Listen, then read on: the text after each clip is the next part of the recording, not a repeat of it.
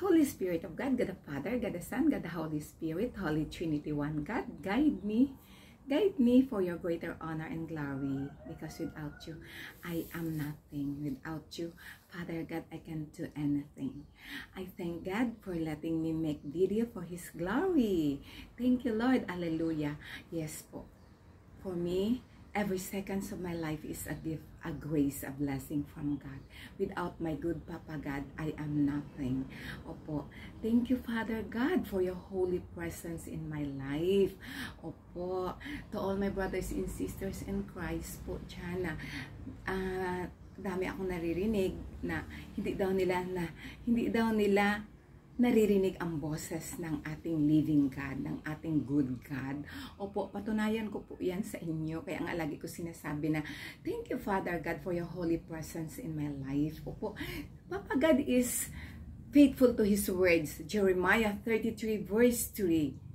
Call me and I shall answer. I will reveal to you great and mysterious things you have not known. Thank you, Lord. Kaya po, ito po yun. Kaya nga, andito na naman nga ako Opo na. Kasi ako po, after I pray, after I praise God, then makinig ako kay Papa God. Sabihin ko po sa kanya, Papa God, speak to me, Papa God. I want to listen to your voice. Ganyan ko si Papa God. Speak to me, Father God. I want to listen to your voice, to your words. Opo, ang dami-daming nire-reveal ni Papa God sa akin araw-araw. Araw-araw talaga, no? Yung basta marami ang napakabuti nating Papa God. At isa po, ito lang yun, short po. Paalis po ako. Thank you, Lord, for always feeding me. Kain ako doon sa labas. So po. Thank you, Lord, na. Have a good weekend. Happy weekend to all of us. Thank you, Lord. You are beautiful. Jesus is beautiful because Jesus makes all things in my life beautiful. Ito po pala yan. Isa sa sinabi ni Papa God sa akin, salamat anak, mahal na mahal mo na si Papa God mo. Opo, Papa God, thank you, Lord. Hallelujah. Na walang maitago kay Papa God. Nagpasalamat si Papa God. Thank you, Papa God. Ikaw naman pang unang nagmahal sa akin. Sumagot lang po ako. Thank you, Father God, for loving us all your children with your everlasting love. Opo, no? Tapos, sabi ni Papa God, ito po ang sinabi niya, i-share ko po, John 14:15.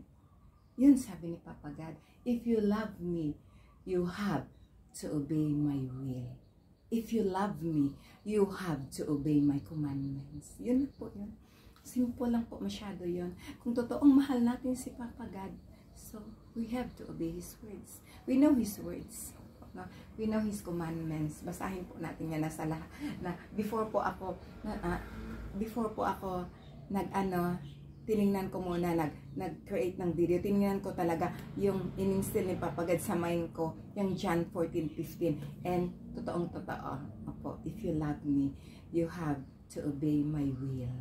Or, if you love me, you have to obey my commandments. Thank you, Lord. Hallelujah. So, God, with the highest glory, Papa God is so good all the time. Opo. So, God bless us all po.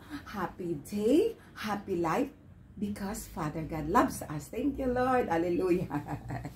Opo. God is good all the time. Hallelujah.